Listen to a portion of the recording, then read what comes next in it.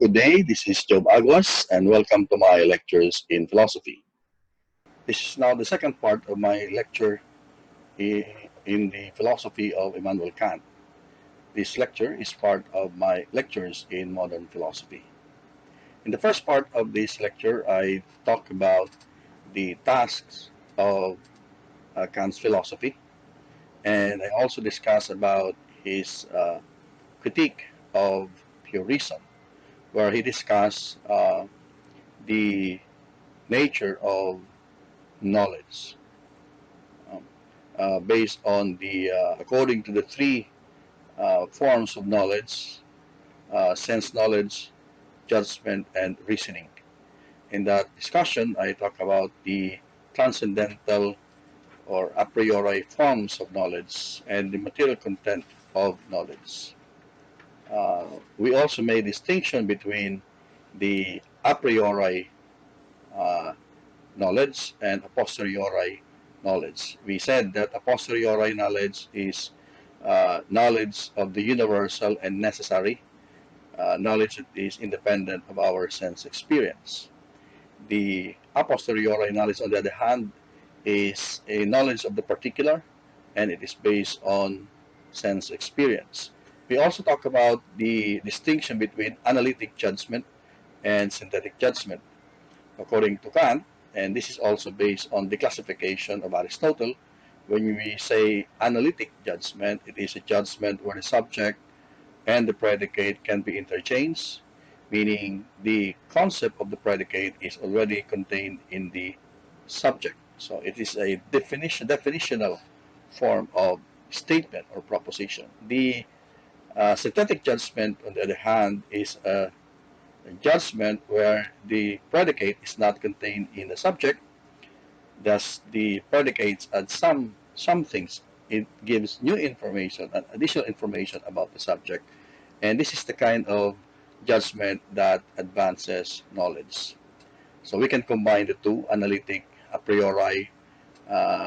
Normally, the analytic judgment is associated with a priori knowledge, and the synthetic judgment is associated with a posteriori knowledge. But Kant introduced a third combination of this, and this is the synthetic a priori knowledge. Now, according to Kant, these kinds of knowledge are based or are within the domain of pure reason. And this kind of knowledge is based on sense experience. Okay.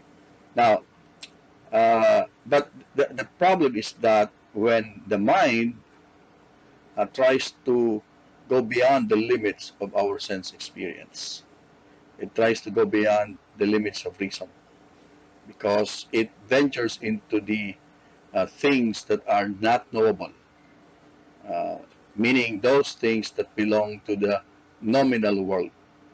Because according to Kant, there is a big divide between the world, the phenomenal world of appearances, and the nominal world of the things in themselves. So we cannot go beyond the limits of sense experience.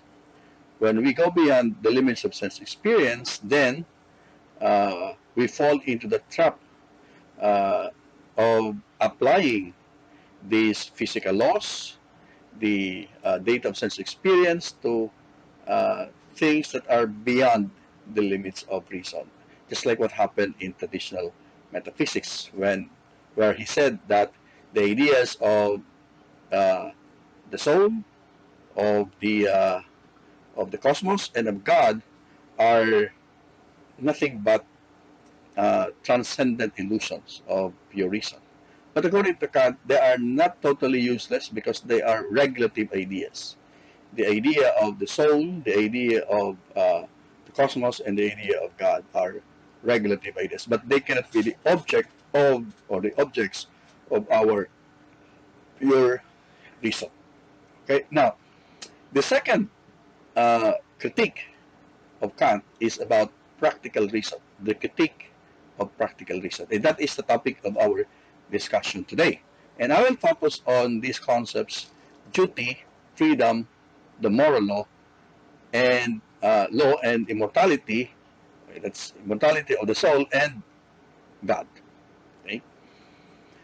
Now, Kant, it is often said that he tore down in order to build up, meaning he took away certain things in his first critique, only to uh, only to recover them in the second critique, that is in the critique of pure reason, in the critique of practical reason.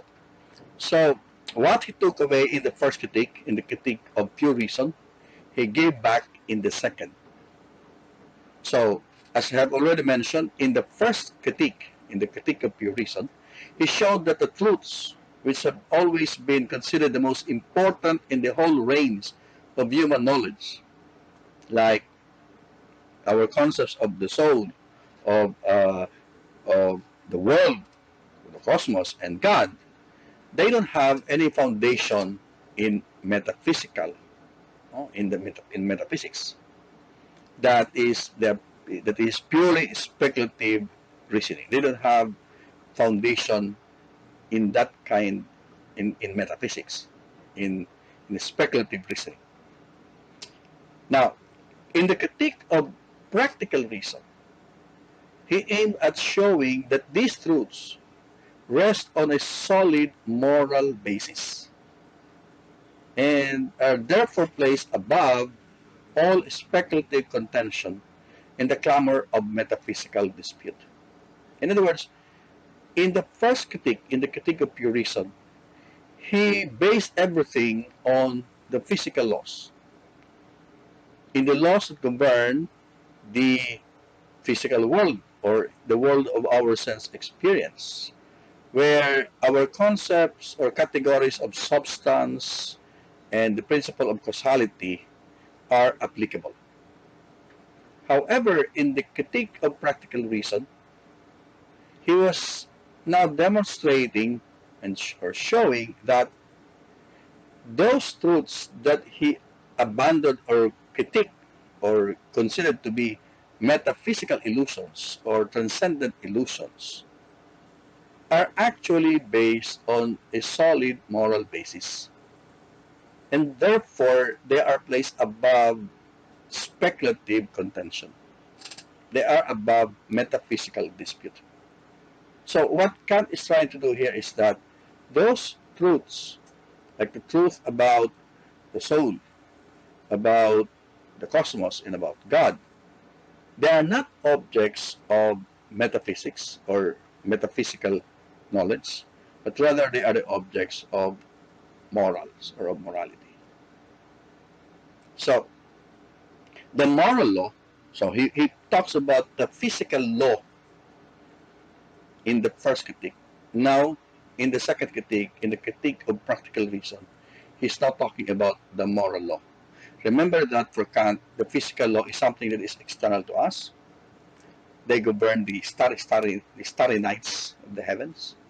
And the moral law is the law that is within us. Okay? So, in point of certainty, this moral law is superior to any deliverance of the purely speculative consciousness. For Kant, I am more certain that I ought than I am that I am glad or that I am cold, etc.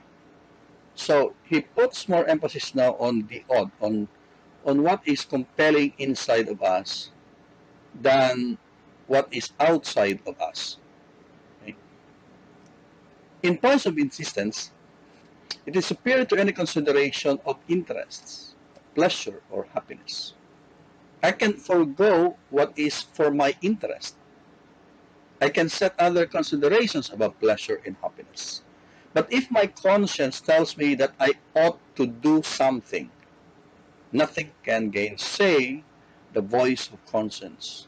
Though, of course, I am free to obey or disobey my conscience. This, then, is the one unshakable foundation of all moral, spiritual, and higher intellectual truth.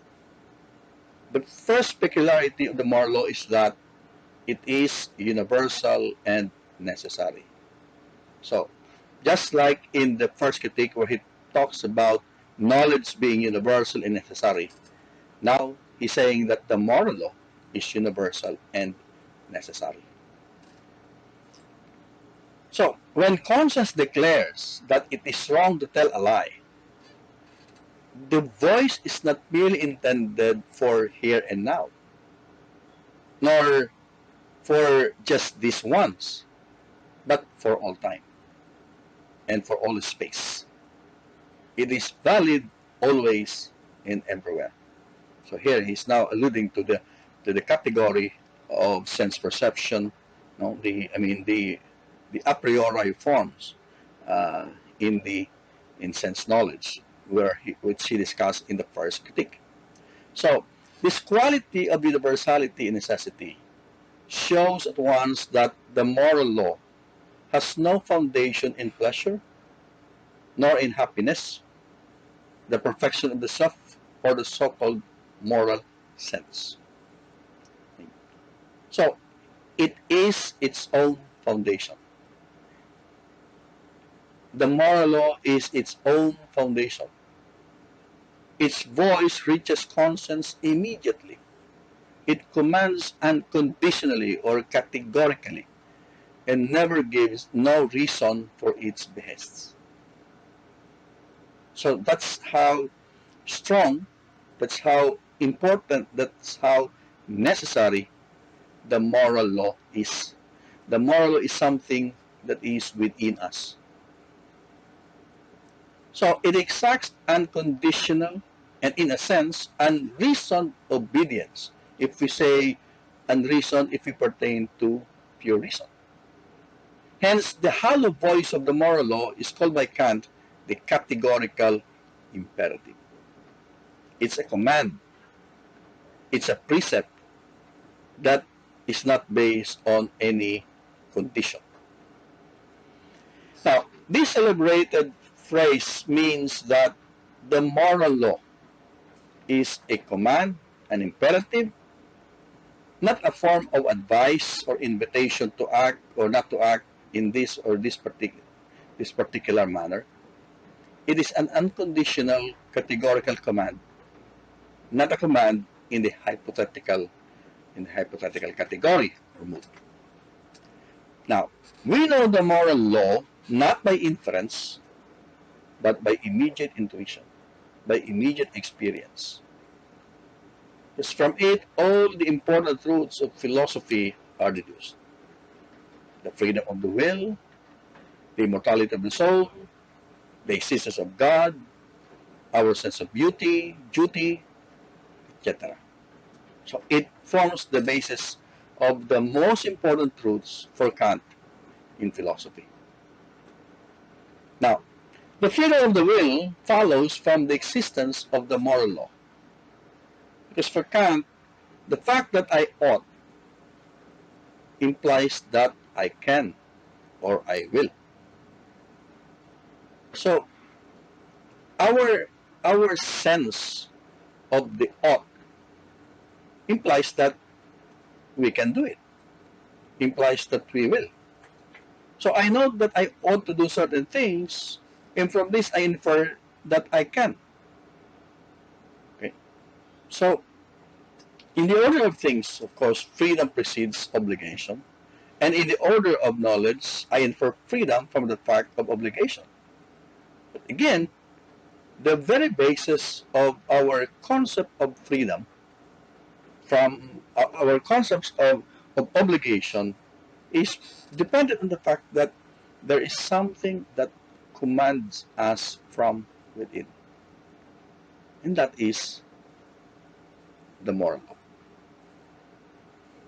So, now, similarly, when you talk of the immortality of the soul, it implies this immortality of the soul is already implied in the moral law. Why? Because the moral law demands complete fulfillment of itself in absolute human perfection. Absolute human perfection. But this highest absolute human perfection that man must attain in his life is only partially or incompletely attained in this life. Meaning, in this life, we cannot attain this highest perfection. We can only fulfill this absolute human perfection in the afterlife or in the next life. And therefore, if this highest perfection can only be attained in the next life, there must be something within us, something that is united in us, in our body, that will continue to exist so that we can attain this absolute human perfection. Therefore, this highest human perfection is only made possible because of the immortality of the soul. But for as long as the body or the soul is united with the body, there is always in our nature a mix of the corporeal with the spiritual. This striving towards holiness is accompanied by an inclination towards unholiness, and virtue always implies struggle. But, as we have said, there must be a life beyond our corporeal existence, a life beyond the grave, in which this endless progress, as Kant will call it, will be continued. And therefore, that presupposes the immortality of the soul. Because this endless progress that Kant is telling us, this absolute human perfection, this complete human perfection, can only happen if there is a soul that will continue to exist even beyond the grave. So for Kant, the fact that there is the law, the moral law demands complete fulfillment. The fact that moral law demands that we attain absolute human perfection. The fact that the moral law demands that we should progress. That means that there is something within us that will continue to exist even beyond our corporeal life or even beyond the grave. So that's how he explains the immortality of the soul. Now finally, the moral law also implies the existence of God. Now, this is implied in two ways. First, the authoritative voice of the law implies a lawgiver. So if we feel the moral law within us, we cannot be the source of that voice. That voice, that authoritative voice must not come from us. It must come from a lawgiver. And that lawgiver is, of course, God. Now, furthermore, the nature of the moral law implies that there be somewhere a good in which is not only supreme, but complete, which embodies in its perfect holiness all the conditions which the moral law implies. And this supreme good is God. So, the moral law implies the existence of God in two ways. First, that the moral law implies a lawgiver, and that lawgiver is God himself. Secondly, the moral law implies that there must be a good, the supreme good, the complete good, that embodies all the perfect holiness, all the conditions that the moral law implies. And we can find this good, this supreme good, this complete good, this perfect holiness only in God. Therefore, it's very important for Kant to recognize this moral law because it implies all the other truths that we hold to be very important in philosophy. Okay? Now, let's go to the third critique, and that is the critique of the faculty of judgment. So we have already discussed pure reason,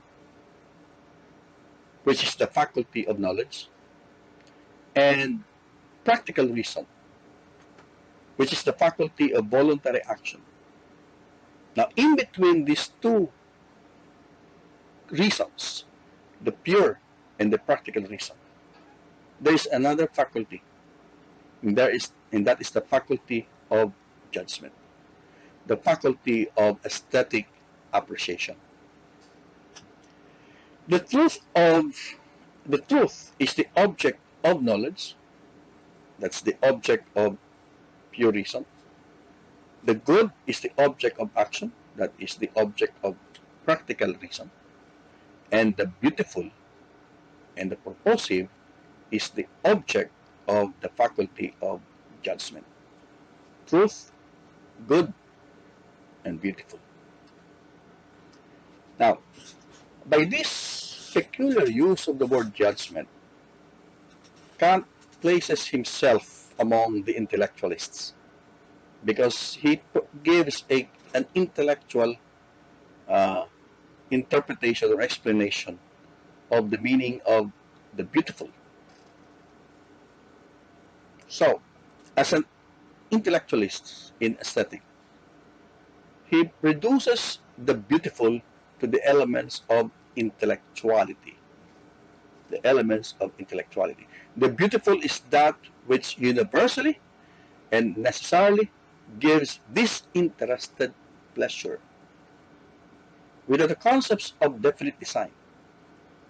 So, the beautiful is something that is universal, it is necessary, just like, of course, uh, when he talks of knowledge must be universal and necessary, the good must be universal and necessary. In the same manner, the beautiful must also be universal and necessary.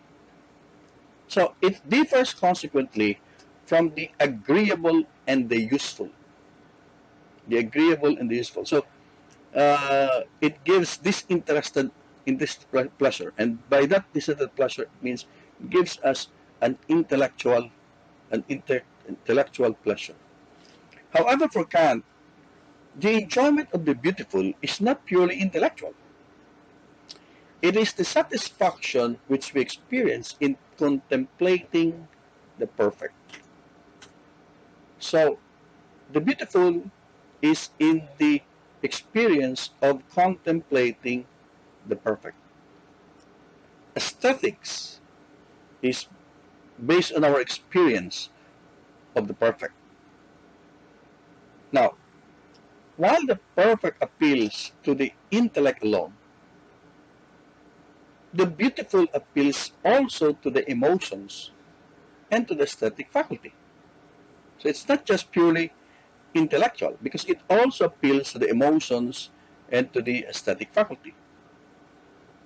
So closely allied to the beautiful is the purposive. The faculty of judgment enables us not only to perceive and enjoy the aesthetic aspect of nature and of art, but it also enables us to perceive in our various experiences purpose and design. Now, Kant here introduced the distinction between external and internal adaptation. External adaptation exists between the organism and its environment. Like, for example, between plant and the soil in which it grows. So there is an external adaptation that exists between the plant and the soil. Internal adaptation exists among the structural parts of the organism or between the organism and its function. Okay? So for example, in the case of our body, there is an internal adaptation between our body and the functions of our various bodily parts. External adaptation could be explained by merely mechanical causes, but the internal adaptation necessitates the concept of the final cause. So organism acts as though they were produced by a cause which had a purpose in view. However, we cannot clearly demonstrate that purpose. So, the teleological concepts, like the ideas of the soul, the world, God, which of course he explained in the first critique, is not constitutive of our experience, but regulative of it. It regulates our, you know, it regulates our actions. They are regulative ideas. The highest use of the static faculty, of the faculty of judgment, is the realization of the beautiful and the purposive as symbols of moral good. Therefore, what the speculative reason fails to find in nature, meaning the beautiful and the purposive, is suggested by the static judgment. This beautiful and purposive order is attained through religion, which rests on the practical reason. That concludes our discussion on the three critiques of Immanuel Kant. This may not be a very exhaustive discussion of the three critiques, this discussion being an introduction to the three critiques. Thank you very much for listening.